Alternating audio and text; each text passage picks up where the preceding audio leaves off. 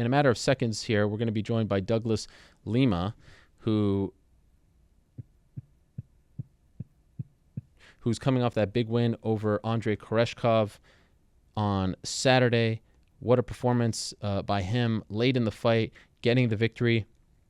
Douglas Lima, one of the most underrated and underappreciated fighters in the world of mixed martial arts. He picks up the fifth round submission via rear naked choke on Saturday. First man to fight in the tournament versus Koreshkov. First man, most importantly, to advance. He joins us now on the phone to talk about it all. Douglas, how are you? I'm doing great, man. How are you? I'm doing great. Congratulations on the big victory. Did that fight, I mean, I know you have a history with Koreshkov, and of course, you guys were tied, and you've had some tough fights with him, but was that tougher than you expected? I mean, it seemed like a grueling affair. I saw you afterwards limping out of the arena. That was a tough one. He is sneaky tough, right? Yes, exactly what I expected, man. I think Koreshkov is one of the toughest guys there in Bellator. Guys who just won't give up, and I said it before, man, to get a guy like that out, you got to KO him, you got to break something, put him to sleep, because he's not going to give up, he's not going to tap, and, that's the type of fight that I was waiting for. My legs is all sore, everything is swollen, but we got it done, man. Most importantly, we got the finish. I'm there to finish fights. I was looking for the knockout, but we got the submission, so everything went according as planned. Did you feel like you needed a submission in order to win the fight, or did you think that you were ahead going into the fifth? No, I know I was ahead. Man, I was there to prove a point. I stopped every takedowns that he tried. I got taken down by him before by a bunch of guys, and that's something that needed to be fixed. So, fix that, defend all the shots, and I think that everything that I was throwing, everything that I was landing was hurting him. I saw, every round he was breaking. He was slowing down a little bit more by each round. And, I knew I was going to win the decision, but at the same time, I wanted to finish. And, when I sprawled on him, he just sat there, in turtle position, and I knew that was the time. So I'm happy that I got the finish over such a tough opponent, man. People don't understand how tough that guy is. He goes there, he finishes everybody. So it was definitely a great win for me. I saw footage earlier in the week, Douglas, of you at the Golden State Warriors practice, and Rory MacDonald was there as well, and he was holding the belt, and you guys are coming off a fight. And I was thinking to myself, man, I wonder what Douglas is feeling. Here's Rory in the main event. He's fighting Gegard Mousasi. It's champion versus champion. He's holding his belt. They have to be in the same room. They have to travel together. What was it like for you to be around him, seeing him hold the belt in a fight that I would imagine you still think that you won? Yeah, it was pretty tough. He was carrying, something that belonged to me not too long ago, and it's all good. He won on the judges' side. The fight I thought I won, but. It is what it is, man. I left it to the judges, and he got the win, so I got no bad feelings. It sucks seeing him carrying the belt, but it is what it is, man. I know I'm going to get another crack at him, at the end of this tournament. Hopefully he's not too bad injured from his fight against Mousasi. I just want him to get back as soon as possible so he can do his fight at the tournament, so we can keep this tournament going, and it's normal, man. It's normal. You lose some, you win some. Of course, I want to get that fight back. But I'm just focused now on the winner of Daily and MVP so we can move on, and get this tournament going because I need to get that belt back. Did you talk to him at all? Did you guys exchange any words, pleasantries, or did you just avoid him? No, I didn't avoid him. We talked, we shook hands. It's good seeing the guy. He's very respectful. I got a ton of respect for him. We stayed, almost like together there, but there's no bad feeling. Like I said before, we leave it all in the fight, and I got a lot of respect for the guy. He's done a lot for the sport. We had a fight. We're about to have another one pretty soon, of course. But it's just a normal day. By the way, are you a basketball fan? Not really. So you didn't know who any of those guys were? I knew I know the guy, but Klay Thompson? one of the best doesn't miss. No, that doesn't miss any shots. What's his name? Stephen Curry. Curry, yes, Curry. I saw him, so that was pretty good. Pretty cool to watch them all train, practice, and man, that man doesn't miss. So it was a pretty cool moment, to see all those guys practice. Not a huge basketball fan, but it's pretty impressive, to see all of those guys and stuff. It was pretty good. Did you watch Rory's fight against Gegard Mousasi? I did, man. I did. We watched it in the back in the locker room. Like Rory said it himself, he didn't really show up for the fight. Mentally, he wasn't there, and that's, the exact same thing that I thought. I don't think it was the size difference. They looked the same size, but he just didn't show, you know what I mean? He just didn't show up for the fight. I think it was just a bad, a bad night for him for sure, but a bad timing for him to fight Mousasi as well. I think he should have just went straight to this tournament because, he's got to defend the belt a little bit before, moving up for such a big fight. And, it is what it is, man. He lost. I'm just, I really hope, he's in good shape to get back in this tournament as soon as possible. Did you think it would be that much of a mismatch when you heard about this fight? No, I thought it was going to be an even fight, honestly. Both of those guys are good, man. Mousasi, he's really legit. He's good. I just thought Mousasi was going to be a lot bigger, until I saw both of them together. They're the same size, so I thought it was going to be an even fight. I was really, really surprised, that he finished the way he did. I don't know what happened, if he was injured there, but, I was very surprised.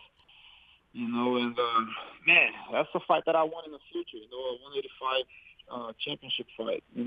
Rory did it, but man, like performing-wise, I think I would have done a lot better. At middleweight, for that title. So we'll see. We'll see if in the future, we do the same thing. I got to win this tournament, and after the tournament, man, I might move up in 285 and get a crack at that belt as well.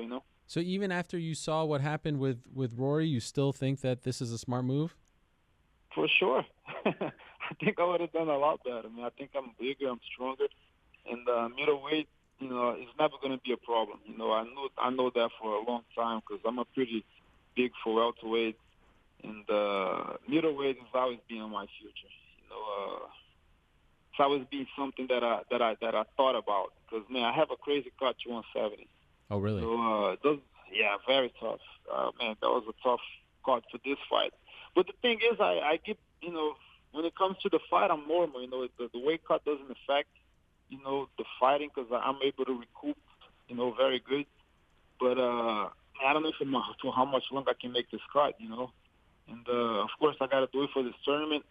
And middleweight is definitely the future for me, But focus right now is the tournament, but middleweight is definitely the future. Do you feel like this is a weird thing in the sense that Rory's now coming off this pretty brutal loss?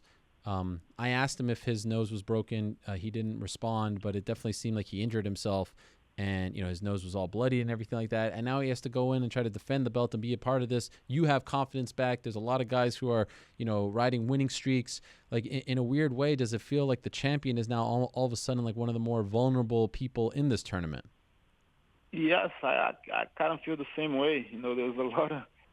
It's going to be a tough road for him, Rory, I know he's going to come back from this. He's one of the best fighters in the world. But, it's not going to be an easy way, like for him defending this belt. There's some hungry guys after him. And, I feel that he's very vulnerable, just like you said. But I don't think that's going to affect him, man. Rory is a warrior. Everybody learned from losses. I'm sure he's going to learn from this. I just hope he comes back at his best, because I want to fight him at his best again. I feel really good. That fight that I had with him made me really, really hungry, motivated, train harder, train smarter. Because, man, I want to get a rematch with him. He's the guy to beat at welterweight. Even though he lost, he still has the belt. And we're coming from him. There's a lot of hungry guys after him. I just hope that loss doesn't affect him. What was it like in the locker room? I saw footage of 50 Cent coming back with that champagne, and you guys are celebrating and popping the bottles, and it's spraying everywhere. This has to be kind of surreal for you, right? It was, man. It was really cool. It was really cool to meet him. You know, he brought, you know, like 3 of his bottles, just she threw everything at the cameras, at everybody. So it was pretty fun, man. It was a good moment. You know, it's good to see that he's putting that $1 million, you know, for the winner of the tournament. And, yeah, he's got to do that 2 more times, man. There's 2 more times to win, 2 more fights, and to get that prize and get that belt back. So it was a very, very cool moment. You know, it was good. Very good to meet him, you know, after the fight. And, any singing? Can't wait, man. Can't wait to see You were down in the club. Go shorty. Any singing? Rapping? Anything?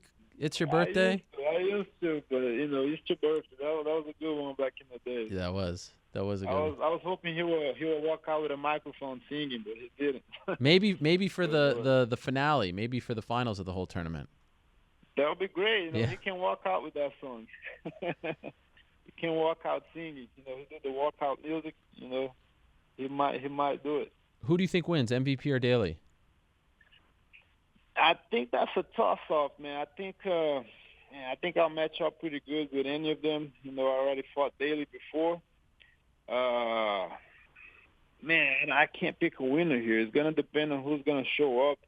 You know, if Daly's gonna fall, you know, into all the dancing and all the stuff that MVP does. But MVP is tough, man. People keep counting him out, but man, he kept beating everybody. He kept making everybody look bad.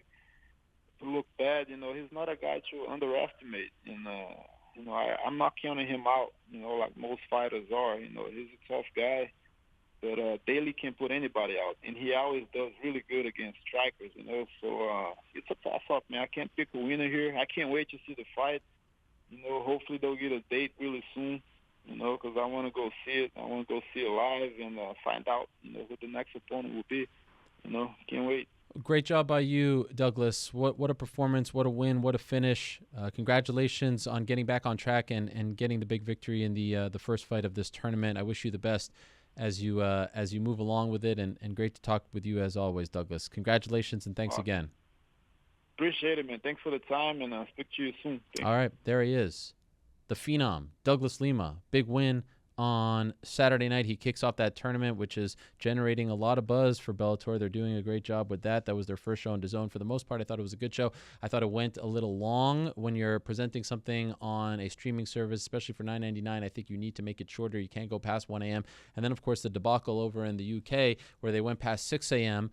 and per government rules, you can't have violence, so to speak, on at that time. So they went to Peppa Pig. The NFL once had the Heidi game. Bellator has the Peppa Pig fight. As Gegard and Rory are getting set to fight, they switch to Peppa Pig, which is one of my favorite cartoons. My daughter loves that show. We adore it. Daddy Pig and Mommy Pig and George and the dinosaur and the muddy puddles. I mean, you can't beat that. That's almost as good as Gegard versus Rory. But that was bad. That was not a good thing. That really wasn't. I would lay off Bellator a little bit in the sense that obviously they didn't decide to switch.